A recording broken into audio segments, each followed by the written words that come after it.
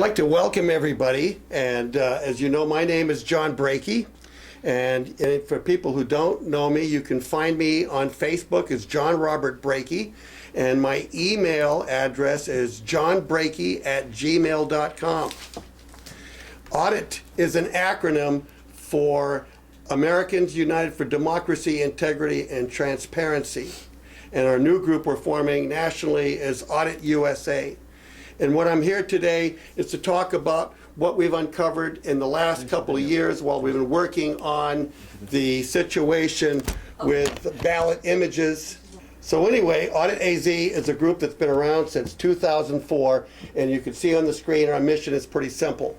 Is to restore ownership and oversight of elections, to work to ensure the fundamental right of every American citizen to vote and have each vote counted as intended in a secure, and I underline transparent, impartial, and independent audit process, election process. I think most of everybody here knows the problems that we have right now in the industry with machine vulnerability to hacking, use of secret software, election department procedures that break the chain of custody, records being destroyed, limit ballot access, restriction on audits and recounts, big failure, of course, in the logic and accuracy test, and our election counting anomalies, the results of malintent or malfunctioning equipment. We have situations that it could be both, particularly, because of the work of Lulu and Razine and others, we discovered out of there that the ES&S, DS-100s, and the Sequoia Optech Eagles, which is the same machine that they discovered huge inaccuracies that really kind of helped me understand what was going on in Maricopa County. And a lot of that you're going to be able to find in this document right here. And has about 125 links, and it goes into many of the problems and the work that we've done at Audit AZ in the last 13 years. And I encourage people to pull it down. You can Google it. You can go ahead and really kind of see the work that we've been involved in for quite some time. The exciting thing with this slide right here is that something big has changed, and it's good. And a very famous man said, you never change things by fighting the existing realities. To change something, build a new model. That makes those existing models obsolete. They did, and we didn't know about it. The system has been out for quite a few years. One of the things I'm proud to have Douglas here is because of New York was not willing to take the Help America Vote Act equipment that came out in 2002, which was a huge problem. They fought, and they did wind up getting the better equipment, where the rest of the country had to suffer with what the equipment that came out of the Help America Vote Act, which is a system that was really, when you think about it, was built on security by obscurity, meaning don't tell anybody how bad it is. Let's keep it secret about the back doors, that the whole thing was built on flawed equipment. Ballot images changed the model, as our Buckmaster Fuller was saying, and that's why they're hiding or destroying these ballot images all across the country. Everybody knows about fraction magic, what it is in this group. Anybody who's watching this who doesn't, Google fraction magic, and you'll understand how it works. And it's fractioning the vote and making it into that you can weigh a vote. The man who found this, I had the honor of meeting Benny Smith when he found it in his community, that the black people in his community who voted were 3/5 of a person. Yeah. And it's outrageous that a judge like Judge Joe Brown could run in this community and not win, and why black people would want to hire a white prosecutor all the time. And it's a story that I will never forget, was meeting Benny. I know, and we know, that fraction magic can change the vote totals on the fly. I've seen it done. However, it cannot change a digital image of a hand-marked paper ballot on the fly. And that is why these images are being illegally destroyed in many states or hidden. In Wisconsin, they're not releasing what I would consider the proper image, which would be in a PDF form and with a cast vote record, and then have it made it up. And really, the only state that I've been able to find some of these images in good quality is out of Florida through Susan Pinshaw. I think it's important, even though, with this slide, I go into the fact that our democracy to recover, we must understand and address three major issues that we fight. Election fraud, and that's my big focus.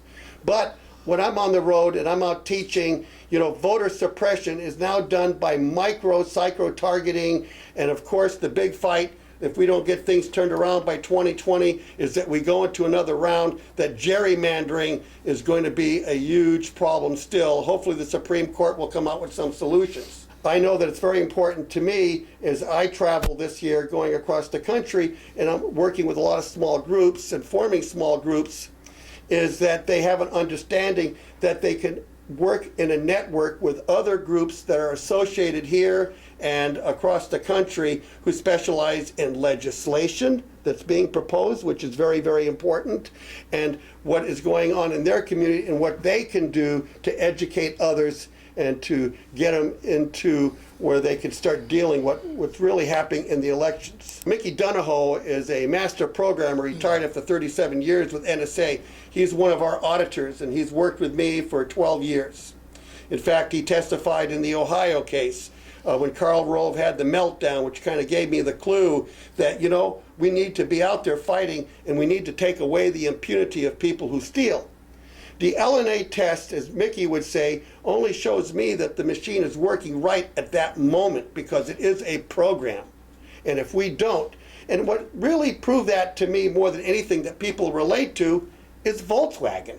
My God, they deliberately programmed 600,000 diesel cars that would pass a mission every time. And at the end, they were fined $2.8 billion. It's amazing that they're big enough to survive all the losses and the replacement engines and the damage that they've done. In some other cases that you can see how corporate America does things, you buy a flat screen TV and you wind up when they put the tester in, the screen goes dim because they're cheating. Okay? If we don't somehow work together to make elections, what I say is transparent, trackable, and publicly verified, and that's where these ballot images could come in and do very handy. One of the things that, Chris Sauter, who's our new attorney and working with Audit USA, and I've had the pleasure to work with on 3 different occasions now, the most recent is Alabama, is that we start framing the situation, and we've kind of readjusted that frame, thanks to Emily last night. With digital scanners, there are now 2 official versions of each ballot. One is what the voter filled out. The other is what the machine counted. Now think about that. Chain of custody is everything. And you have to realize that, we have gone into 2 deep red states and went to court, and we have won on the basic issue that they have to be preserved. I just want to tell you what my judge said in Arizona. He came out and asked Pima County before he ruled from the bench, and by the way, both of these judges in right-wing states ruled from the bench on this. One even chastised the county of Pima County. And what he said that I think is very memorable, he said, Pima County, I'm not computer literate, but I'm going to put an analogy together, and I'm going to ask you this. If you take voted ballots and you photocopy those voted ballots, and then you use the photocopies to count the vote, what makes you think you can destroy them? Okay? Think about it. You can't. And that's why I was able to rule. Chain of custody is very important. Another good example is that if you're doing vote by mail and you're mailing in the envelope, it's signed on the outside, of course, that has to be preserved for 22 months in a federal election, and each state has their own rules. I think a lot of states are 6 months. I know Arizona, Alabama are that way. I don't know what New York is. 24, it's 22 months. 22 months, okay, very good. And then we know that the federal law, like she just said, 22 months is important. And we know that occasionally a ballot will come in and it will have coffee stains or have strange marks on it and it has to be duped. Well, in most states, you have to form a dupe board. 2 people get together. They take the damaged ballot and call it spoiled, and they put a number on it. and then they start a log. There's two people, usually have two opposite parties, and they create a new ballot. And that ballot says dupe with the same number on it because it's very important to track all of this stuff. Moving past the duping ballots, just to show that, interesting enough, most state laws, and I'll go more into this a little later, you know, that digital imaging and chain of custody items are now protected and cannot be destroyed. And that's where we are very good at making sure that when you get into a court case, we look at all sorts of avenues, and I'll explain that more a little later. Also later, I'm going to go into the fact, why is it so hard to get at the original ballots? Well, basically, it's a catch-22. In Arizona and in Alabama and some other states I've checked into, is that if you want to go look at the original ballots, you have to prove that there was fraud first. Well, that's kind of cute. How do you do that if you can't get at the original ballots? That's where the ballot images come into play. The ballot images are very important, and they're going to help us, if used right, to get where? To the originals. Because I want people to know I'm a Puritan. The original ballots are the most sacred, okay? And that's where we're trying to get to. And we know, if we onto the next slide, that how the process works. What you're looking at on the screen right now is a image ballot out of Florida, and it's a PDF. And if you look at this thing, you'll see a serial number 1433I. I stands for image. Okay, this is from a ES&S DS200. Now I'm going to show you a cast vote record singly, okay, which is made immediately when the DS200 or the DS850 works. In fact, on a DS850, it's in a millisecond that this thing creates. And if it doesn't, it'll cycle, and I'll show you that a little later on a machine, because I have video here of that. Now what you're looking at is what I call a great database. I spent 1,000 hours in the D-Bolt system, and now we have something that is the cast vote record. What I showed you was a cast vote record singly. What you're looking at my screen is from a primary that we had in Arizona, and if you look up there, there's 176,450 rows, and each row is one ballot. It has everything on the ballot. If you could see the other end, you can see it column A. Well, this is a primary. It ends at HH. I can open up any one. I can sort everything by precinct, because vote by mail, when it comes in, when they're using the central count scanner, only sorts inside the computer. We look for the day that when this cast vote record comes out, there will be a hyperlink to every ballot image. Images can be put online, and that people can pull them down and do some counts. Moving on here, this is Chris Sauter. I have to say that first off, he's one of the most well-known election attorneys in the United States. It's been a very great pleasure to work with Chris. I first met him in Arizona during the primary, the presidential. He was working for the Sanders campaign. Before he came in, they said, who's the best guy in the state of Arizona for Chris to work with?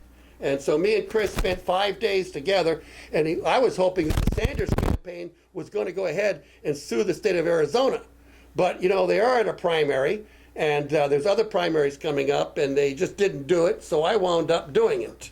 And I did not prevail, but it was a tipping point. A lot of people jumped in. We were able to expose. We were the first people in the country to say, hey, the voter database was hacked. Okay? People said I was nuts. 90 days later, the FBI comes in and says, hey, Arizona, you were hacked. So we were able to go ahead and expose that. In that election, the results were contrarian. And what I mean by that is that Hillary Clinton won the vote by mail by 60%. Bernie Sanders won the precinct vote by 59%. And then he wins the provisionals by 63%. What 2 out of 3 pollsters are you going to believe? Now, I don't know if it was rigged or not, because I could never get at the ballots. We were able to show the results, but the decision at the end was they went to state law. And state law says if you cannot prove that your candidate won. We don't care if he picked up 100,000 more votes or whatever. That's between the parties. And that's how the case wound up ending. And, on that. Well, first off, this is Chris, and this was at the Rosa Parks Museum. After we had filed the suit, we decided to our new lawyer, local attorneys, because when we go into a state, me and Chris, we are going to work with local attorneys. And then we're going to go ahead and try to negotiate. We don't want pro bono attorneys, because with pro bono, we might as well be defense people. Be in jail and having some lawyer walk in who's going to represent us for 15 minutes. No, we're negotiating simple packages with good attorneys and having them discount their services. And then if they prevail, which they should, because the kind of cases that me and Chris and what Bill Reisner has taught us to do, my other attorney in Arizona, is to keep the cases very simple. I'm not going to go into court and say, hey, I want you to stop destroying this stuff, and by the way, I want them. No, I'm not. I'm wasting a lot of money there. First off, we do what we call a mandamus type act, and we ask the judge, could you please order these people to follow the law? And that's how we're hitting them. And that's what we're looking to do in other states. And like I said, if we can win in 2 red states, can you imagine what we could do in some purple and blue states once we do a study? Moving on here, I want to show you the DS850. It's quite a machine. It costs about $116,000. And right now you can see it running. And what you're looking at is it counts 300 ballots per minute. And the bottom tray, and by the way, it's also at that same speed creating the cast vote record. But if there is a mistake, all of a sudden, boom, there'll be a ballot landing in the top tray. And also, if they put the inkjet in the damn thing, it will go ahead and put a number on the corner of the ballot, and it will marry the original ballot, which is the voter, with the digital. And that's the important part, because, vote by mail on the West Coast is huge. Arizona, we're 80%. Many states are, California is 60 to 70%. And to be able to have these things married to help us get back to the originals, it's definitely what I call an impunity buster to have these images. Okay? This is the DS200. It does 12 ballots per minute. If you watch the clock on the top, as that ballot goes in, it kind of freezes, takes a picture, creates a cast vote record, and then passes out the back. If there was an error, it would push back out and say, hey, there's a problem with under or over, and that process. That was the DS200? That was the DS200. This is, a day we took off. It's interesting to know that we were in the heart of Dixie, and we were in Montgomery, Alabama. And that day we went to see that museum, and then we went to Selma. And then we went to 2 museums. And all of a sudden, me and Chris looked at each other and said, oh my God, we're on hollow ground. We are here fighting the new age of trying to get voter rights, to make sure that our vote really counts. And it was such a very emotional thing for him and me. And I will say this, is that, I've spent one time 10 days with him for 24 hours a day. Now, anybody who knows me, me working on a hyper focus, you wonder, how could anybody survive Brakey for 10 days? Well, we survived each other. We are so much alike, and we're so deep into elections, and it's an honor to have this guy join our team, because I really believe that the people in this room, that people online, that we're going to be able to make a big difference, and we're going to focus in, and we're going to go a little more on how we're going to do that. This is the decision that we got, and it's pretty remarkable. We showed the judge that the responsibility of legal argument of the chain of custody. He wrote in his ruling the following: a highly contested election is being held in which there is reasonable belief that it may be close. 2, he wrote, there will be little argument, although that somewhat contest that the law issues requires digital images to be preserved at a matter of Alabama law and federal law.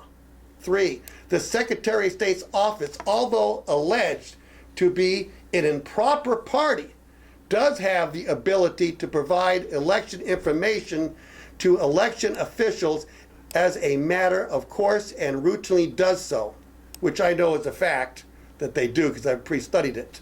Importantly, all parties agree that the relief requested would require nominal resources and cost on the part of the defendant.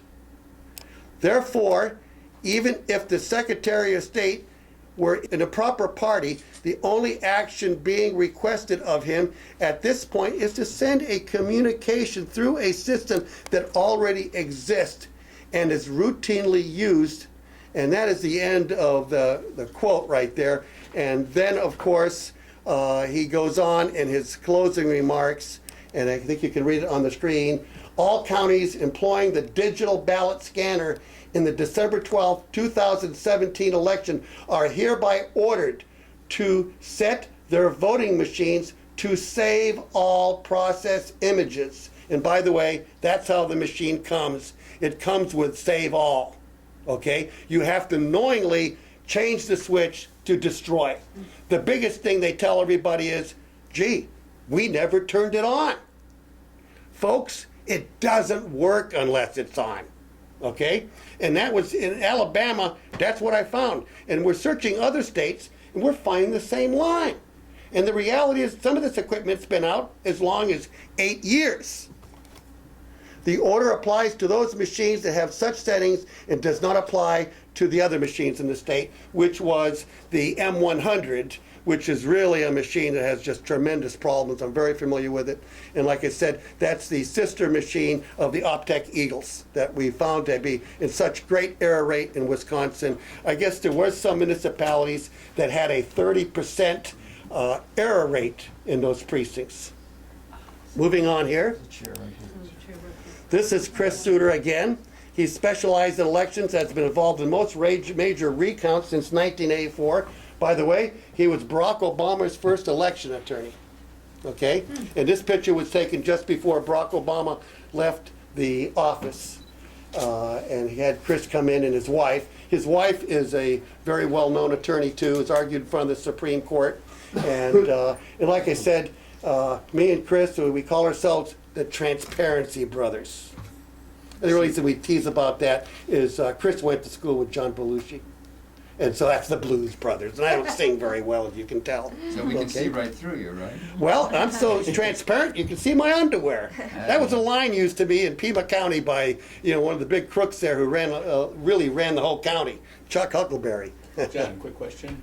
You mentioned that the DS-850 marries the ballot image to the ballot with a Yeah. unique number. Does the DS-200 No, also? it doesn't. But they're smaller groups. And typically, I don't know, maybe New York is different, but I know that in Arizona, our precincts generally are around 600 to 800 people. And that usually now is only 200, but they're not. But they are kept separately apart, but they're not with a physical number. But they're in a smaller batch and they're sorted by precinct, which is very, very important with a vote by mail, isn't it? You need them married. But typically, they're not putting the inkjets back in. And John, I actually have a question. Is Chris helping on the legal end? Is he helping with the complaints and everything? Oh, totally. So if I wanted to replicate it in New York, Oh, he would, absolutely. Okay. That is how the thing works, is that we want attorneys like you, okay? We want to go ahead and hook up. We want to work with local people on the ground. They know the judges. They know what's going on. We're not looking to go into Alabama, a couple of Yankees. We sat in that courtroom in the back of the room just smiling and walked out in tears that we did what we did in Montgomery, Alabama, which is just huge. John, are The you second gonna fill question. us in on where we're at with the Supreme Court stay of the? I'll get to that in a minute. Let me go ahead and keep Okay. going through this, because we'll wrap that up and then get everybody to participate. John, the other question I had was, are all DS basically switched on when they're received by the? Well, they don't work unless it's on. So all That switch is to DS-850 destroy. Okay. That's very important people realize. When they change the switch, they're changing it to destroy public records. Right now, in this country, from what we can see, when we talk about 195 million registered voters, all that, really let's jump down to where it's really important. 91 million electors now vote on digital image scanners, okay? At this moment, 45% at least of the country has it. By 2018, we're predicting 60% Now, I want you to know my estimates are low because when I went into Alabama, I thought it was 80, and it turned out to be closer to 90%, it looks like what they have. Because verified voting, great organization, they don't update every week or month. They do it once a year and have to do a whole study. And so the numbers are definitely more than what they were. And so by 2020, it's going to be 85%. Okay, let's talk about Alabama, Arizona, and many other states that have problems with elections, and they can't verify. A lot of states do have situations, and I think New York is one, that eventually you can fight to get to the ballot. In Arizona, forget it. You're not going to get at it.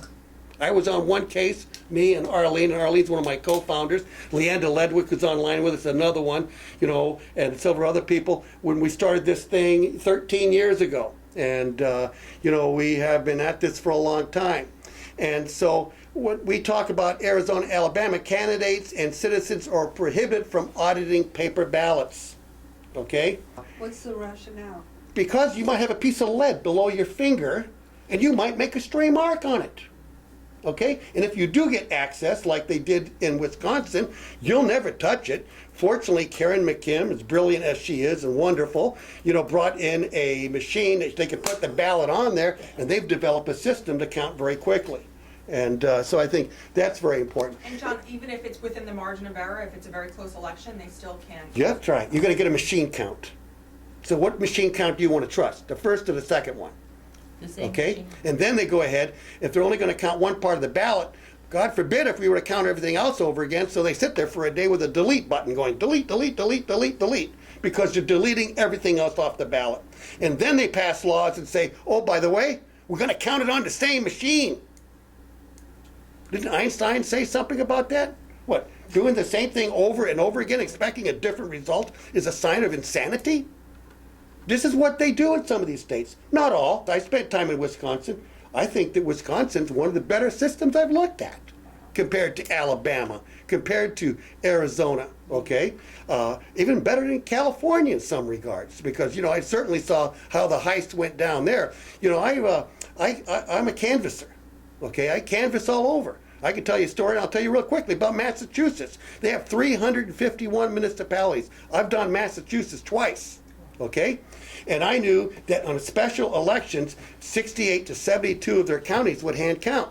Well, believe it or not, Sanders lost in Massachusetts by 1.42%. But you know what? Those 68 municipalities from all different parts of the state, he won by 17.9%. It equaled 2% of the vote. Okay? And then, of course, of Massachusetts, the other problem I have is, who's programming this crap? My God, I can't believe what's going on up there, okay? And because I've chased them. And I can't think of offhand the name of the firm, but they program most of New England. And it's LS. yeah, exactly. Well, anyway, moving on here. Without access to the original ballots, it's difficult to establish fraud.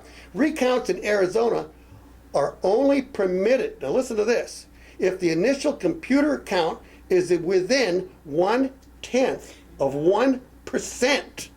That means if 10,000 people voted, the only way you're going to get a recount, by the way, it's a machine count, is that if it's within under 10 votes on 10,000. That's how hard it is to get at this stuff. Okay? Now, Alabama, same thing, but they got a half. And they, by the way, Alabama has something unique like Arizona had. In Arizona, and I really get mad at myself over this, I assumed that if a guy like me could program a database, okay, not program, fill in the blocks, that everybody did their own, because Pima County did their own. I found in my state there was one guy, and he was programming the whole state. He was doing 13 out of 15. He used to run Maricopa. He used to have a corporation, and when the Help America Vote Act came in, he canceled his corporation, became a DBA, and he was programming all these outside counties, 13 out of 15. And he was loading the databases through a telephone phone modem, the same phone modem that brought in the results. So, I'm in Alabama, and now that I know this, I'm looking, well, who programs yours? They got that one guy too. He does the whole state too. It's called ES&S. They do it, okay? I don't know how they load. All I know is I never got a chance to go out in the field in Alabama because I wanted to inspect. What I was looking for in Alabama is what we found in Waukesha, what we found in Milwaukee, we found in the counties that refused to hand count in Wisconsin. We found cellular phone modems. And the FBI director, what does he say before the election? Our systems are never connected to the internet. What do you think a cellular phone modem is? Okay? Where did you find these? Where were they? They were built into the DS200. Oh, they were inside the machine. They're built into the machine. Actually, Joel, all of the new DS200s, their default is to come with modems, with Yeah. wireless Wow. modems. So automatically, people can get into that and change anything they want. Well, you're going to be an insider. It's But a little, well, it just depends, and I talked to Hari Hursty about this too, and he said that just because a machine has a modem, a wireless modem, it doesn't necessarily mean that it can be accessed, say, through a satellite tower. It's very complicated technology, and you really have to be careful how you're labeling it, how you're describing it. Hari Hursty was not comfortable saying that just because they have these modems, they are necessarily able to be accessed via a wireless connection. But the potential is there, and one of the things that's difficult is that it's very hard to get access to the manuals. They're usually proprietary, and so it's very hard for somebody with the expertise like Hari Hursty, who could figure out if they are vulnerable to a wireless signal. He doesn't have access to the manuals or the information that he needs in order to make that determination. But the default on the latest digital scanners, as far as I know from ES&S, I was told by the election officials in Wisconsin, the default is that they come with a wireless modem unless the counties are And what is the requesting purpose of that? not to use them. that's how they bring the wanted- results in from the precinct to the Oh. EMS, the election management Speed system. of transmission. Yeah. That's right. they want But, you know, results. They want I believe results. this, and I've learned this, is that I'm not really worried about outsiders breaking in. I'm worried about a lone person, okay? I'm worried about an insider. Because most fraud done in this country is not done by outsiders, it's done by somebody you know, insiders. Okay? And you know, we handle everything else with duality. You know, you move the results, the ballots to people, they're sealed, they're all protected, but we have a capacity, possibly, that somebody could come in. Now, supposedly Alabama does not allow any kind of modem system. I don't know that as a fact, but I would take them at their word for what it's worth, but they did lie to me, but we don't have ballot images. You know, they really worked hard to pull the whole line in Alabama, and that's what really fired me up at the very end, was to run to Alabama and do this, because it was a high-profile election, and I knew that probably we could get some good media, because, you know, media is like birds on a wire. You know, they all land together and they all fly off together, and it was a good pull. And then, of course, you know, when the court jumped in at 5 o'clock, ex parte, we weren't part of it, and they went to the Supreme Court of Alabama, okay, and said, oh, these evil people, they're trying to make us save the images, and they're ordering this, and they did that. You know, I know Chris was getting pretty upset, and I just sat back and smiled, and I said, you know what I learned in life? The more you stir a bucket of shit, the worse it stinks. Thank you, Supreme Court of Alabama, for elevating the situation and making people aware. It just tripled the media for what they did. Moore came off that Supreme Court, even though he was put off of it twice, okay? And it was his court that voted, and now, believe it or not, we were just watching a video this morning, I sent to Lulu and a couple others, that there's a video out there of the people on the other side. You know, sometimes we call those despicable people, as they call us the despicable people, because they do call us pretty despicable. I mean, I was shocked. Were you shocked, Lulu, at that video? Did you see it? I didn't watch it, I read the text. So moving on here, recounts, we did that. In elections in Arizona, 10th, we did that. Arizona and Alabama law requires that machine counts to be formed on the same machines. It's insanity. Ballot digital images are now the industrial standard on the voting machines. Everybody knows that the old system was called mark sense. You make a mark, a light bounced off the paper and sensed it. Left no evidence behind, okay? All these systems produce. The old system has gone kaput. It's extinct. It's expensive to use. You have to really, if you're having ovals, have to use offset printers. With this system, they can use laser printers and print things. And so that comes in very handy. Of course, the old system was built on a security through obscurity. Don't tell anybody. It was just awful to now look back and know how things were covered up in Maricopa and other places that we've worked in. And so pretty much that is over. Even though they tried to use security through obscurity with these ballot images because they didn't want anybody to know that they existed. The DS-850 scanner produces a digital image and a cast vote record like we talked about. These are pegged like we said. But what's really interesting is that these ballot images can be put online by precinct and can be read by aftermarket software with little additional programming, enabling anyone to audit and verify elections. We know one person who's building a program right now, and we hope to try to raise monies to get him to finish it for the 2018 elections. And if we can start getting these in lines, that you could download a program, you would have an app, and then you would wind up taking one of the images and filling it out, and then you could watch the machine count and give a result, not just for one race, for everything on it. And it would be set up on a precinct type level. Right now, what we have available is what Karen McKim is doing in Wisconsin. They could be done the same way that they're doing it. And they have a program built, but it's a matter of using hand clickers. You put teams of 2 and 2 together, and I call them having ballot parties. You know, oh, I want to go back to this. I'm not making this up. This is a correspondence between San Francisco's election department and ES&S. And basically they're asking them, could we put these up online? Yes. Could we go ahead and put a cast vote record? Yes. And then you could add them different ways of doing it. This I find incredible. This was when the literature first came out. I guess around 2007 or 8 is when the DS series started developing, and they started using them in Florida first and also in the Virgin Islands. And I guess with Florida, because they don't need federal certification. California and Florida don't. I don't know what the Virgin Islands do.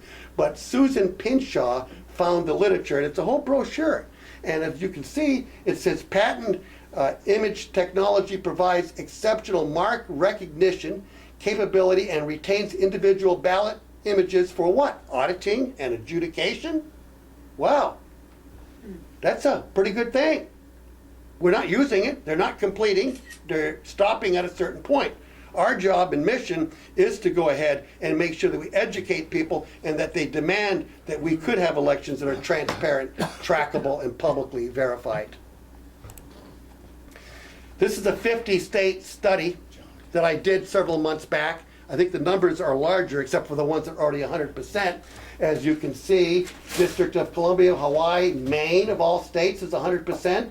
Maryland, Michigan, New Mexico, New York, wow. And I think that because of New York, like I said, not accepting that crap out of 2002 and 4 and waiting, they went into the next generation. By the way, when that equipment came out for the 2002 Help America Vote Act, there was no security protocol. It wasn't established in 2006. And that means all that old equipment that's still being used out there never had security. And that's why the security by obscurity was so important. And that's kind of a shocking thing to know. Now on this you'll see the states that don't have any of this equipment yet. Surprising, California is very low, but they're expected to change. It's going to cost them about $400 million because they're such a large state. And so that puts us in a situation that if we can all work together and find ways to get this information out and show what could be done, that we could certainly make a huge impact, because this is an advantage. And like I said, it's a way to get to the originals, okay? Because my vision someday, at least from audit, is that we'll have federal elections that are run by the Fed somewhat, and they only have 3 races to count. Sometimes they'll have 3, sometimes there'll be 2, and sometimes there'll be 1. Hand count. I believe in state rights. Let them compete against that, okay? That could be done if we worked together and showed how we could turn the system. This is we always do, when we go into a state, we do a track condition report. Thanks to Mimi Kennedy, she really put the first one together for us. She's remarkable. Mimi and me go back a long ways. We've become very close allies over the years. And she, as you know, she was one of the founders of the Progressive Democrats of America. She's also an actress. You can see her in the TV show Moms. And she really is Marge when you get to know her and know the character. And so, Mimi, if you're there, we love you. Anyway, this report was me, and now we're expanding it to go into certain subject matters. And you can see right here that, we have an index, and we study the state laws and how they apply. We get the statutes lined up. And basically, Blair, what we're doing is that when we go into a state and we ask the questions, we're kind of talking to the Secretary of State and his staff, and we're finding how honest they are. Because we're asking questions that we already know the answers to. And we're going to see how they react to it, because we have to look at their character. Hopefully we'll go into blue states and we'll find honest Secretary of States. Maine's an interesting state. Their Secretary of State's a Democrat. He's on the commission. And by the way, they just sued the Trump Election Integrity Commission because they're withholding documents from the Democrats on the board. And them being 100%, that's a state that, I'd like to look at. I'm not making any commitment to Maine, even though that is my home state. And, I'm not ashamed to say that the first place I ever voted was in the state of Maine. And I was 18 years old. And I was in the Young Men's Correctional Center. That was 40-some years ago, okay? And I was an addict back then. And so from there, I went into therapy. And the next thing you know, I was running the goddamn place, Elon 1. And it was a great experience for me. And I'll never forget that Maine is the kind of state that would take people like me and allow us to vote. Because when I went to Arizona and I'm doing election work, all of a sudden I found out I was illegal. And so I tried to get the state of Arizona to, make an issue of it, but they wouldn't do it. Because I knew, I guess I was too much of a cantankerous old guy, So anyway, moving on here, the report lists every county. And of course, you could pull this off of verified voting, and you could have the contacts to them, and then we list the who has what equipment, and then it's going on here. We go into the statutes, what the law reads, and like I said, when we get with a lawyer, we've already written a brief, and then of course we need the local counsel who knows things and to tighten it up, put it in the format that the court wants, and then we sit down, rehearse with them. One person plays the judge, another person plays, and usually it's a couple lawyers on the team that do this. And it kind of works out very well. And you can see the statutes, we've highlighted here. We also want to know, do we recover? Basically, under mandamus in a lot of states, when you sue them, you're doing a public good. And you're entitled to say, hey, we won, and here's our bill. Because what did we do? We forced them to follow the law. Because, we have to be good stewards of the money that we're given and to try to stretch our bucks as much as we can to be able to make these things happen. This, of course, for people, everybody here in this room, probably online know, but for the public, if you want to know what your state is and what they're doing, please go to the verifier by verified voting. That's why I put it in large letters down below. Then that way you can understand the equipment that they're voting on. They usually have videos that will show you how they work. And of course, we're here at Audit AZ or Audit USA to go ahead and help any way we can, and then help you find people in your area to work together. And that's kind of how me and Lulu, we ran together, met each other, not in person in Wisconsin, but talked to the phone and then became very familiar. I consider Lulu probably be one of the best top, bulldogs out there, digging into things as she does, as I do, and that, we definitely want to teach people how to do that. And, on that, me and Lulu, we were at DEF CON, and it was quite an event to see what happened there. And the man who put this thing together said something very true. Anyone who says that they're unhackable is either a fool or a liar. They're all hackable, okay? And that's why we have to be able to get people to know these things. And I guess he worked for President Obama, and it lists his credentials there in the Department of Homeland Security or whatever. and using ballot image technology to the full capacity as if it was created for this new model for trustworthy elections that are transparent, trackable, and publicly verified. A new model is being born. It was really born 8-9 years ago. Now we're hearing about it. And please hop aboard with us. And let's find out how we can, network people together in different states and do that. Also in closing, change does take courage. And to be able to make these challenges, and as a personal note, a couple of years ago, I was a little insulted when the newspaper called me a gadfly. And then I Googled it. And I said to myself, well, if the shoe fits, wear it. I am a social justice gadfly. I'm proud of it. I teach the 7 C's: character, capacity, credibility, civility. I call you bad names real nicely. With civility, can't we? Citizenship, our rights, country. But the big one is courage. Sometimes the courage to stand up by yourself. It's hard. But you have to think about that. I always tell people, when you think about those 7 C's, say to yourself before you do something stupid, what kind of a character has the capacity to do something without consulting people that you trust? I don't make much moves without Arlene, Leonda, Bill Reisner, and others. We have to be careful, because at the very end, what do I got to sell here? Credibility. 13 to 14 years in this industry, okay? I'm not a highly educated guy. I quit school in the 8th grade, okay? Yeah, I got 2 years given to me in psychology by Governor of Maine back then, Longley, was a great man. I know that this mission to me is probably one of the most important things I've ever done other than being a father. And I know that our country is really in dangerous times. And I'm asking everybody who's on this call and with us to really take a good look at this report I'm holding up. And, Google it, read some of the things in here. There's something really wrong with our election system, and we have to work on changing it. Oops, let me go to my final slide. Did you say what that report is again? It is the publicly verified elections are key to decorrupting our democracy. And so you can see that's the URL for it. It's 25 pages. I'm ADD, so don't expect much more than that. But it does have 125 hyperlinks or more. It also has all the manuals to the DS200.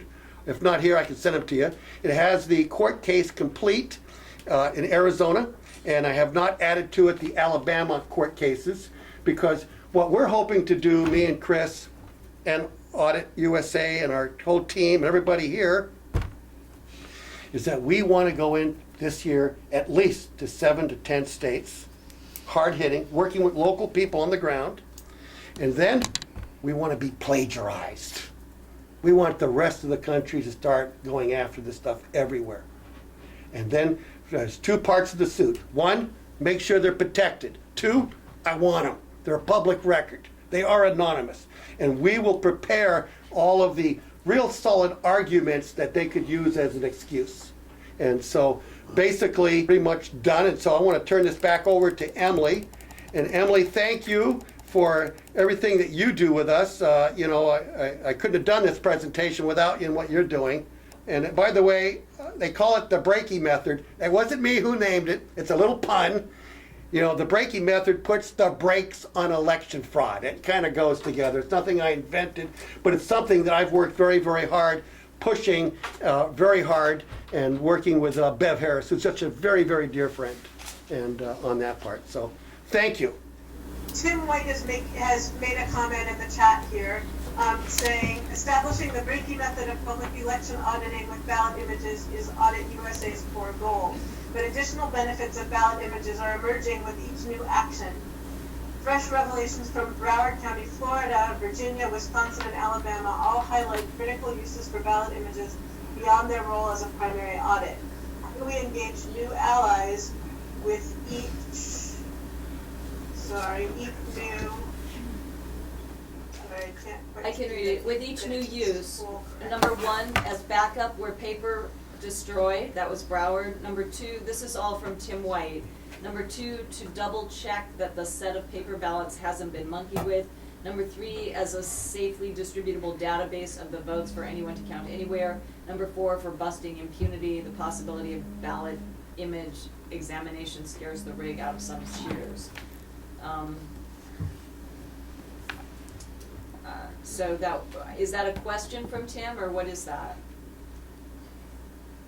The question, I guess. So Tim, are you? Tim says, how do we engage new allies with each use? Okay, and then Emily, you're moderating, so are you gonna take, like, comments in order, or are you gonna do a stack? I assume there are both people in the room and people on Zoom who have questions. So, so Tim is asking how we engage new allies with each new use. So I think that what Tim is saying is kind of what allies might we want to bring on. I'm having a little bit of disconnect between the question of how do we engage new allies and the list of different situations that have come up with the ballot images. So that, to me, is a little bit unclear. I'm gonna jump in for a minute, Emily, if that's okay, in terms of responding to engaging new allies. Because this is Sure. one of the things that I'm going to be really trying to work on in the coming year is coordinating and trying to connect people. I think that's been one of the problems all along, is that we have all of these different groups and people are individually working and not always, sometimes duplicating each other's work, not always in sync. And I think, we have a lot of cats and it's hard to herd them, and I think that's okay. People want to do their individual work however they feel most comfortable with the people they feel most comfortable. But I do think it would be helpful to have more of a coordination in the sense of having regular leadership conference calls, maybe once every 2 weeks. And I'm also putting together a website where people can try to plug in, where it would have, if you want to work on ballot images, contact John Brakey. He's really, forging ahead on this. Here's how to get involved with him. If you're in Wisconsin, contact Karen McKim. If you're, in the Wisconsin election integrity. If you're in New York, here are the different groups working here. So I think it would be helpful to have more coordination. And the there's 2 other ways I think that the coordination really needs to be thought out. There's very much right now a sort of a large formal network and a more informal activist network. And that large formal network is people like Verified Voting, Center for American Progress has jumped in, Harvard has jumped in with the Defending Digital Democracy, Common Cause has jumped in, Public Citizen. These are really large groups, and I think we have to call them influencers. They're connected often with Congress, with official, elected officials. It's great, by the way, that Doug Kellner is here and that he's sort of, he seems like a bridge between those 2 groups in a way. But we need more of those bridges. We need to connect more this large network that's more formal with the activist network that is really doing a lot of the heavy lifting. And that's something that I think could also be, part of coordinating. And we also really need to connect to people across the partisan spectrum. So I know you, John, talked about us and them going into blue states or red states with different attitudes. I'm very much nonpartisan, and I feel that it's very important to, reach out to people from any community that is interested in actually pursuing honest elections and election integrity. So those are the ways that I think I'm trying to address Tim's question here, to, engage new allies, is to try to coordinate and work. And I think we're reaching a tipping point where we can move toward a mass movement soon, that we can really get more awareness of this issue and have a way for people who want to get involved to plug in. I just have a question So, about Christine- that. Could I just ask you? I don't know, Emily's. Emily, can I ask Lulu a question? This is Francesca Rhiannon. Go ahead. Are you thinking, in terms of your coordination, of a way to develop a kind of unified set of demands that many different groups can work on together, a unified frame? I think that's a goal, and I think we have to see, how much we can achieve that goal. I know that there are, even in the list that Ralph Lopez sent around on this email thread that I think a lot of people are on, that he called the December Principles, there was some tension in that document between people who really want to push for 100% hand counts and people who think that that's just completely unrealistic. And I also think that there's really a divergence between the West Coast and the East Coast, because California has really dominated. There's so many election activists in California. Their ballot has really dominated the conversation, and they have so many referendums and so many elections.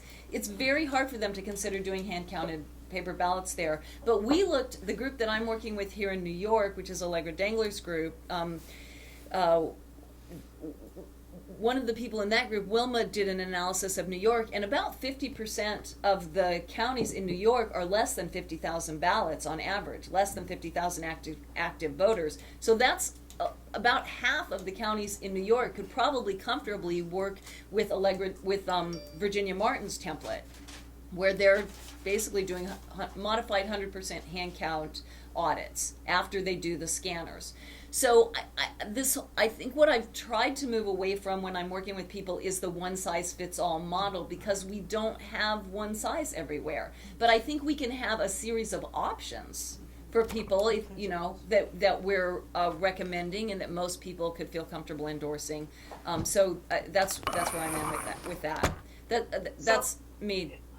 Lulu, Christine Mose says, how do we deal with infiltration as we welcome more people to work on this issue? And I would love to hear people's thoughts about that. So folks who are Infiltrate me. Honest to God, if you watch that video that we sent around to as few people, I'm glad that the right is stepping up. I'm glad. I may not like some of the language, but I'm nonpartisan. You know, this is not going to work until we all become the we again, like we the people, and say, let's agree on one thing, that every vote needs to be transparent, trackable, and publicly verified. I think that we can agree to that as Americans. And so I do have a lot of friends that are Republicans. I think that's a really different question, John. I don't think, it seems like you're equating Republicans and infiltrators. Republicans who want to really work on transparent elections and on investigating elections and that sort of thing, of course, are welcome. But people who would pretend to be working with us, whatever their political affiliation, whose goal is actually to undermine our work, is the concern when we talk about infiltration. Agreed. Okay, I would be concerned about that, yes. So, and Leanda has something that she wants to add. Go ahead, Leanda. Okay, I have a couple of things. It's great. We need to have an overarching group where we're all going to be able to coordinate. And I've been saying for a long time, there are a lot of activists out there who want to know what's going on, but we have no way to reach them unless we develop an email list. Mm-hmm. And it should be one that's going to be shared, you know, with all people who are in this overarching group. That's number one. Number two is, right now, there is so much propaganda that's going through about the Russians hacking. And we can actually use this very thing that people are being, you know, drawn by the nose to believe that it's the Russians doing it, when we know that it's really, it's insiders that have been doing this all along. But we can tell them, well, you think the Russians do it? The way that we can prove that the Russians are not doing it is with the scanned ballot images. Okay. So that brings us furthermore to the fact that we need a goal. All right, so we're all working together, and we all want real, transparent, verifiable elections. So how do we do that? We need to say, this is our goal. And it doesn't matter what state it is, it still has to be the goal. So I think we have to identify that. So I think, Leanda, in response to what you said, there's a few different parts of it. So you mentioned we need an email list, and Audit AZ, which is expanding into Audit USA, has an email list that we can communicate with people who subscribe to it, and that's not a discussion list. It's a one-way email list. Mm-hmm. So we have that anybody can join and get communications from the organization, and other organizations can do that as well. If anybody here has an organization and doesn't know how to set that up, I can help you with it. But then there's the discussion list for leaders, which has been happening in the format of reply all emails, which is a total Yes. mess of a system. And I want to encourage everybody who's participating in that to stop doing that, because there's not a way for people who want to get off of that list to get off of it, and it totally fills people's inboxes and pisses them off. So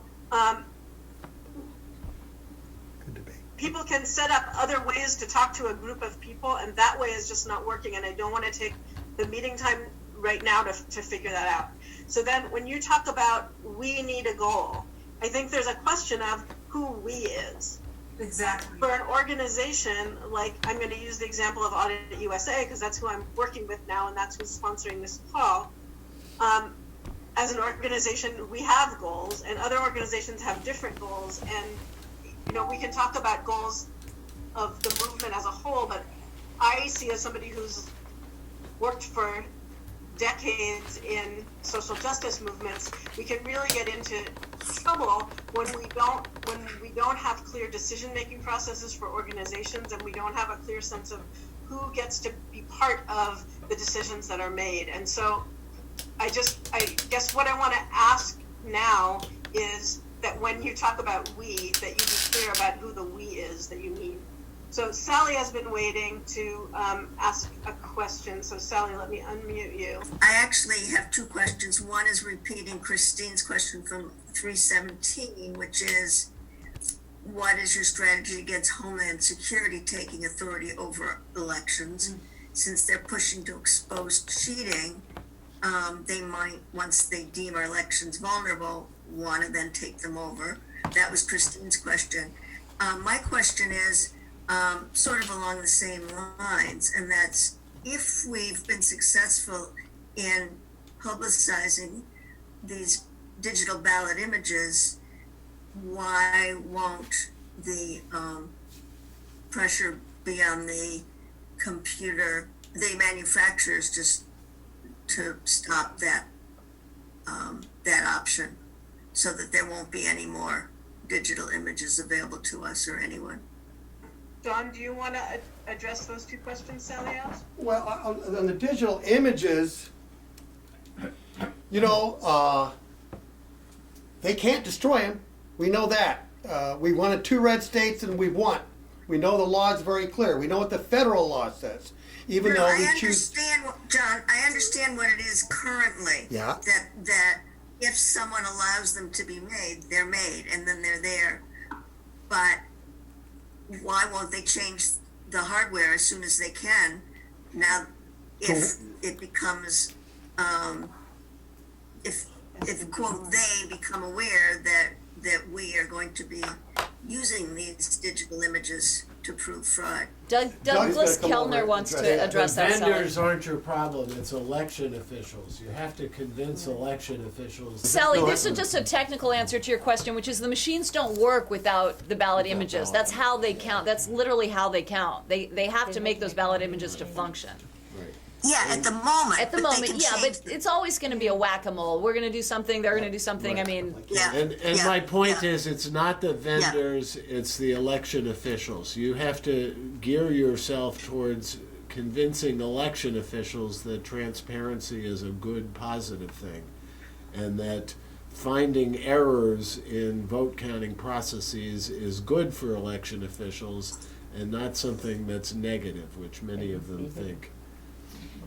Emily, there's a question I'd like to ask. I'm Francesca Rhiannon. I was with Election Justice USA, and I actually came into it because I was at the 2016 Democratic primary. I was a election officer, and we had about 30% of the people who came into my election district found that their names were not on the voter rolls, which has never happened before. So my question is, this is a really crucial part of the chain of voting, is that we have integrity and accuracy in our voter rolls, because we already know that some of those rolls have been hacked before and they can be hacked again. So my question is what is the election transparency movement doing, A, to make sure that the poll books are accurate, and B, what is the opinion of electronic poll books, which is one thing that the Brennan Center and Common Cause are really pushing in New York, and not sure it's a good idea. That's a big problem because that's what I found all over the country in canvassing is that the voter database was attacked, and Doug Jones, was a key witness in the case in Arizona, and it's a severe problem, and hopefully somehow it needs to be addressed. It's something that I'm not specializing in. I'm hoping to work with other people who are and support those efforts any way that I can.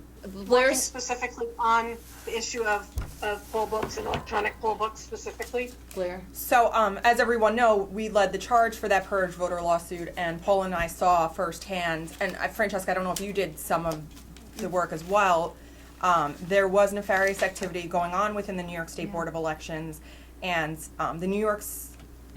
the Nassau County Board of Elections, I can more specifically speak to, which Carol can also attest to, is a patronage pit where it's jobs for people that get favors in the party, and there's no working with them. And I was specifically told by people who were watching the poll books that voters after March 23rd did not make it on the rolls, and we had evidence of that. And I received certain data from credible people, election lawyers, who said that voter registration boxes were sent to the New York State Board of Elections after the registration deadline in New York. Could you share your name? Not everyone knows you. Blair Fellows. Thank you. Okay, just I think very quickly, if we do get a little bit more coordination and we have a somewhat central website, then it does allow people to be focusing on different tasks. So the voter registration databases are a really huge issue, and they probably aren't getting enough focus right now. No one is really focusing on them. I know Verified Voting is really worried about them. Barbara Simons has expressed extreme concern, but I don't know that they have an action team working on it. So if John's working on ballot images and somebody else like Blair wants to head up, voter registration database security, we could direct people to say, if you're interested in this is a team that's working on it. And I don't think it's a sense of giving anybody, we're not endorsing any particular group. We're just saying if people are interested in it, these people are working on it. That's sort of, I think, would be a functioning model. So I have a pending federal court action against the New York State Board of Elections and our Nassau County Party chair. It's a voting rights issue. They endorsed someone and then they unendorsed him, but it's showing that our party chair is actively working within the Nassau County Board of Elections to influence votes. And hopefully that will bring some sort of change into the local boards of elections where we can have some sort of transparency. So I would be willing to work on voter registration guides, security, but right now I'm starting from the beginning, which is FOIL in New York. You get your legal fees. If they deny you FOIL requests you're entitled to. We should look in other states. That could be an incentive for attorneys to jump on because it's easy money for them. And I recently had someone who was running for Nassau County Comptroller, and I called John Brakey a month and a half ago, right after the election. We had a stolen election, and we had images of the election being stolen that I sent to John Brakey, and the candidate took John Brakey's FOIL request, and I didn't tell you yet, she just got it back. It took the Board of Elections a month and a half to give her denial of the ballot images and the manual. They agreed to everything else but those two items, and you had said earlier something about the manuals. You were told that. Which election was that was stolen? This was part of the Nassau County, so the comptroller's right under the executive, and they run together, and we had screenshots of vote dilution and. So that's verified, and that's last year, 2016? No, it was this year. Carol, 2007? her election was stolen last year for state senate, And so you we have airtight evidence of this. you saw it, right, Joe? Yeah, they look impressive, and that's why it was important to get the images. I mean, the real evidence is to get the ballots, the copies of it, and they have the equipment, but they weren't able to. I think we're going to get into the weeds a lot. I just want to ask about electronic poll books, because that's one thing that is being pushed. Is that a good thing or a bad thing? In Washington, D.C., apparently they just passed a rule saying that ballot initiative people looking to get signatures can carry the poll books, electronic poll books with them, and they're the second state now that's done that. Could whoever just spoke speak into the microphone and repeat what you just said? Yeah, I'm just asking. I'd like the floor again. I'm just quick, maybe it's not a quick answer, but what do people think of electronic poll books? Are they something, I mean, Common Cause is pushing for them, and I'm afraid of them because of the hacking issue, but I could be totally ignorant. I just think. No, I think we're largely in agreement with you, and there was a man who just said something a moment That's ago. George not Ridley. microphone. From Yeah, DC. In Washington DC, just recently, they passed a rule that says that signature gatherers working on ballot initiatives can take the poll book with them to verify someone's registration. And there's one other state that allows that now, so there's two. I think one thing we know, I'm sorry, Emily, one thing we know about the voter registration databases is that they were probed. There's no question about that.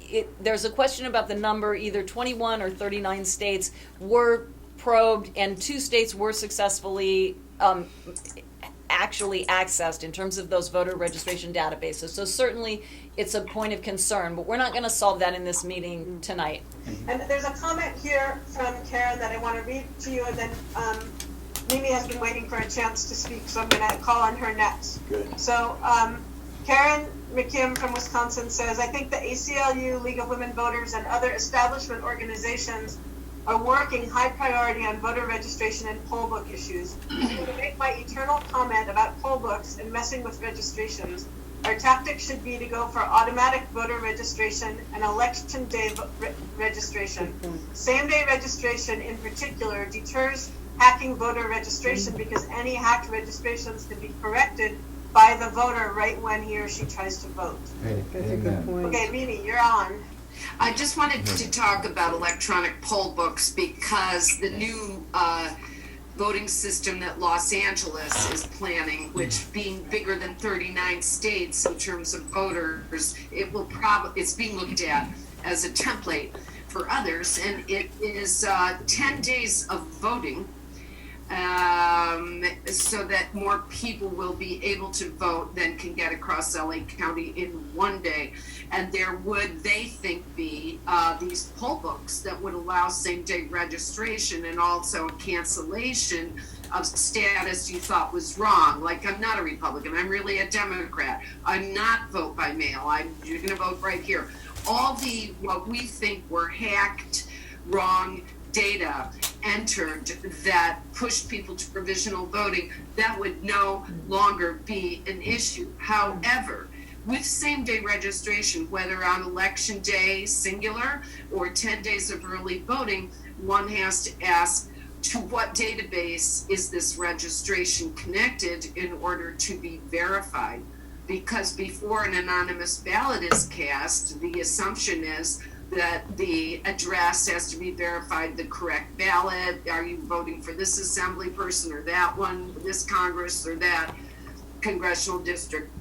So there has to be some verification in same-day voter registration, and that assumes a network. So the way I have dealt with this in LA County is to insist that as I now, as a poll worker, receive by FedEx blue supplemental pages to my sign-in paper roster on the morning of the election, I would insist that SneakerNet read-only CDs, and then maybe an extra write CD, be given to every vote center or precinct. In other words, I just don't think you can have a live network. Of course you can't, connection with verifications and registrations going back and forth. I would like SneakerNet. The other thing we came up against in California is who handles database and registration. It's the Secretary of State that we have to go through our county, LA Vote, to see if we're on the Secretary of State's database and what our registration stuff is there. However, it's the county that gives us the updated information by which we as poll workers, whether on election day singular or at a vote center 10 days, verify that someone is a registered voter at an address where we can manage to give this person the correct ballot. So those are some of the issues that I don't think e-poll books can solve because they necessitate a live networked connection. However, I do think that what I call, sneaker net can somehow solve this over a long voting period with the newest data every morning being delivered to these places. It can be done. We've delivered 3,000 polling place workers these blue pages every election. So we do have a way to disseminate this information and get it to people in physical form. Those are some of the thoughts I have on e-poll books. Just remember verifying someone's registration before they're allowed to cast an anonymous ballot, which I kind of think is important. I get the point of that. Requires some sort of back and forth. And I don't approve of any live networking of information. Maybe, I think you make some really good points, and I'm wondering if you and Karen have ever had a conversation about this, because it seems to me like you both have a depth of insight about the kind of the mechanics of how poll books work that might allow the two of you together to come up with a clear proposal that kind of the leaders who are present here and other leaders in the election integrity movement might be able to adopt and advocate for. I'd love to do that. I love Karen. We've talked about a lot of stuff. We haven't gotten into this. I will. The other thing I wanted to bring up for others, political party rules are some of the worst things that happen to a primary election, and I think they're different by state. And that's something, if we want a task force to really straighten things out, we need 2 or 3 people to start working on political party rules and somehow getting our election officials to cooperate and not being so obedient to the political parties. Yeah. Okay, and I'd like to circle back to the ballot images project and see if anybody has any questions about that or any comments about that you want to make. So does anybody have any questions about the ballot images strategies that have been talked about today, or comments that you want to make? I have one. Hi. You want to go first? Sure. This is Paul Thomas. I wanted to ask John, the precedents that have been set in the states that you've tackled already, do those translate to a national, to the 48 other states and other territories? Was it in federal court? We think that we went into deep red and did really good, but it's a state-by-state analysis that needs to be done, and that we need to look and do those track condition reports, and that we're looking for volunteers to work with us on those. That's going to be headed up by Tim White, and we did a couple of them ourselves. We did Virginia, and I think Alabama we did when we were at the conference in Berkeley is when we started doing them. And then, of course, Mimi jumped in and just was able to say, hey, use this format. And that's what we wound up doing. We would like to keep that team going, Mimi and me, and keep looking at each state. Well, so the question to redirect is like people to help with that, and that Tim is going to be heading it up. So, Tim, do you want to describe what it is you're looking for people to do to help, and how you want them to contact you if they want to help? I don't think so. Let me unmute you. Yeah. So, John, those were in state level courts, right? Not. Yeah, state level. So it doesn't necessarily translate. Sometimes you might go to federal, but it doesn't work that well with that 22 month. So, Tim, you're unmuted. There. Yes, can you hear me? Yes. What we're trying to develop is a template for the Brakey method to be that's general enough to apply to each state. All of these things, from the poll books to the imaging, is very state dependent. And if we can get something like a dichotomous key, where you start with, is your state this or this? And then you go to, if it's this, you go to column A. And if it's that, you go to column B. To enable local groups to do most of the work within their state. I think having this kind of a template is what we want to get to the Brakey method, and would probably be appropriate for many of the other state-dependent questions, such as electronic poll books. So if people want to help, then how would you like them to contact you? Tim White at rockisland.com. Tim White at rockisland.com. I'll type it in here. I just did. Oh, okay. Thank you, Tim. And I have a question for Doug Kellner. How do you think it makes sense for those of us working on election integrity issues to best coordinate with election officials? And I know you're in New York, but if you have insights that apply around the country, that would be helpful as well. Well, the biggest problem is just talking to them and getting people to understand the principle of transparency and verifiability. If your election official doesn't agree with those underlying principles, you're not going to get very far. I mean, what's the Not best an way to easy approach them, Doug? solution. Because I think it's Well, very. is to talk with them. Yeah, just looking at. Is to talk with them, but I'll be the first to acknowledge that there are plenty of election officials that are more interested in efficiency and cost and finality than they are in transparency or accuracy. So those are underlying values that, the best way is to talk with them. And of course, to engage on the local level. Being a poll worker is a good first start, in terms of just seeing how it works at the local level and then being part of the process. That's how Virginia Martin started. As a poll worker? I think so. You said Virginia Martin started as a poll worker. Well, I did too. Really? Well, Joel, did you get Yeah, your I question wanted to in? make a general comment from a slightly, from a stepped back perspective. In terms Will you of, share your name? this is Joel Simpson. Okay, I've been running the panels at the Left Forum, and in fact, it was through the Left Forum that we got this room. And also, I found out something very interesting. I've been pressing for one of their large plenary meetings where there are 1,000 people. There are 3 of these meetings per forum, and as opposed to one of the 400 individual panels in the 7 slots that we've had up till now. And so I finally spoke with the present director, who sent me to the grand old man and founder of the Left Forum, Stanley Aronowitz. And I had a good conversation with Stanley. He certainly knows who I am. And one astonishing thing was that Stanley, who has had his fingers on the pulse of the left for 50 years, had no idea that there was a problem with elections in this country. So he was very receptive. I sent him a disc copy of Greg Palast's new film, Best Democracy Money Can Buy. And which brings up the other issue, which is, as Lulu called it, the whack-a-mole, and I call it the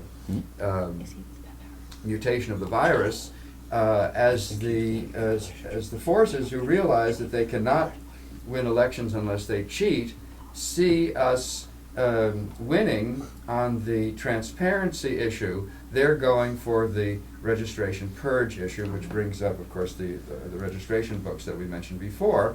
And Greg Palast has been leading the investigations about this very thing since at least 2002. In the latest iteration, of course, he talks about interstate cross-check.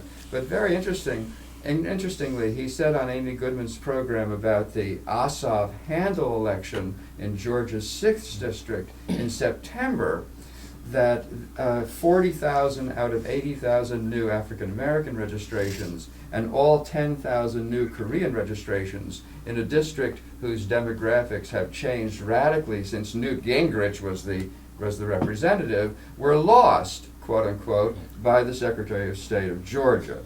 So these are tactics now being employed, and one of the great problems is that the press, both the mainstream media and the progressive media, do not acknowledge any of this as a problem. Here we are working in a very, very productive way on these issues, and I'm just in awe of the work that's done, and so grateful for it. And yet, number one, the press actually ignores us, I believe, deliberately. And in fact, I had an interview with the Nation's managing editor in February 2015, and he was very cordial to me. I sent him Howard B. Wasserman's transcript interview with Amy Goodman, and then he had his underling, Josh Holland, call us conspiracy theorists in an online Nation article, and I no longer subscribe to the Nation. So So we have this problem with the public's awareness of our problem, and what I believe is the greatest myth in the United States, promoted by the mainstream media, and that is that we have a functioning democracy. So I just wanted to step back and say, okay, the left hardly knows about us, so I've been pushing for a plenary which I ideally would love to have, where Greg Pallas is on the same stage with John Brakey and Jonathan Simon and Val Petrakis and possibly others for this coming left forum in preparation for the mid-year elections. So we have the problem of purging registrations and limiting the vote, and of course now when we have Republican administrations in states such as Wisconsin and Michigan, they can change voting requirements and put in very stringent voter ID laws and limit the vote. Never mind transparent elections and accurate elections, which is how we squeaked through in Alabama just now. Okay, so that's what the Republicans are after right now. All right, and the awareness of the left and the problems with the media. Thank you. That's what Thanks. I want to give Virginia Martin a chance to speak up. It looks like we're not going to be able to hear Virginia. She said that I could say for her that she started as a poll worker and then became an election official. And that she wants to say that she always encourages people to become poll workers. Thanks, Virginia. I'm going to mute your line again. And Leanda says, where is the next election? We have to get in ahead of time. Okay, John, I'm going to turn it back to you. Where it stands right now, we're researching, we've already known every primary that's coming up. There are going to be some special elections, and we're trying to make a decision exactly where we're going to go ahead and go. And it's a matter of putting these lists together. The first big primaries really start in March. And so, again, we got to go ahead and do those track condition reports, get up there and start meeting with the friendly states. Like, for example, if Maine was in play, me and Paul Thomas are talking about, because they're the first state that has passed instant runoff voting. Now, they have been blocked, okay? There's a lot of good contacts. I'm thinking about that because that is a state that I feel we can make headway in. But I need to be able to say that Virginia is an important state because that is a state that can go either way. And right now, we are trying to encourage the candidates in that state to go ahead on this close recount, to go after the ballot images, which we've been harping on them for quite a while to do this. And so we're definitely going ahead, and people who are in other states, we would, like I said, Tim, to hook up with us, and let's start working the reports in your state and analyze it and start making some kind of a program to move that way. And so that's where I'm going, and I think it's going to work. I think that we have a good shot of being able to take away the impunity, but of course these other problems are huge, and we can go into depth where I'm very fearful of vendors doing ballot stuffing because they know that if I left Arizona and I moved to New York, they have my signature on file. And these systems that are verifying signatures, they're not verifying your actual signature, they're verifying a picture of your signature. That's how it works. And we got computers doing that too. I don't know if that is in New York, Douglas. Well, you can answer that. But I know that that's happening in California, and it's happening in Arizona and Maricopa, which is the 4th largest county in the United States. And this is a very big concern to me. And I'm on top of looking into it, but finding resources to do something. So other than that, personally, I want to thank everybody for being on this call. Emily, thank you. You know, you make my life a lot easier. You really are great. You're a great moderator, and I do like it when you get that podium and you start driving it around. And that's an inside joke. People who are in Berkeley know that part. And so thanks. So thanks, everybody, and thank you for bearing with us with the technical challenges of having a meeting that was half virtual and half in person. Thanks to everybody who made room in your lives to be here today, and we appreciate all the work you do. That's the sign. Slacking ahead. All right, shall we sign off? Yeah, Thank you. thank you. Okay. Okay, Bye. thank you, John.